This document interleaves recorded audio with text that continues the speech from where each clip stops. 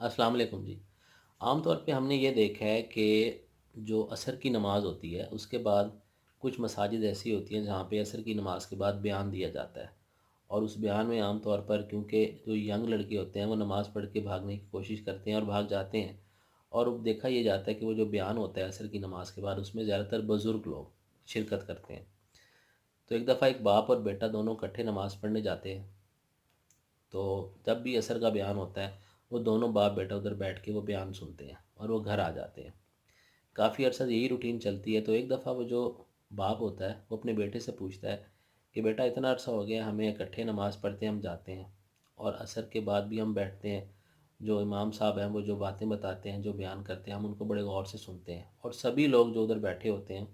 کافی بزرگ بھی ہوتے ہیں، وہ سارے کوئی نہ کوئی سوال امام صاحب سے ضرور کرتے ہیں، میں بھی کچھ نہ کچھ پوچھتا ہوں جو اپنی عقل سمجھ کے برابر مجھے لگتا ہے۔ لیکن میں نے ایک چیز نوٹ کی ہے کہ تم آج تک اس بیان کے دوران کبھی بھی نہیں بولے اور نہ تم نے کبھی کوئی سوال کیا، تو تم چپ کیوں رہتے ہو؟ آخر اس کی کیا وجہ ہے؟ کیا تمہیں سمجھ نہیں آتی؟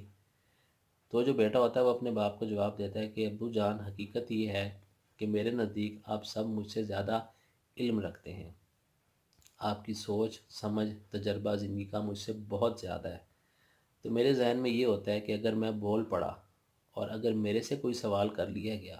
اور مجھے اس کا جواب نہ آیا تو میرے لیے بہت زیادہ شرمندگی کا باعث ہوگا،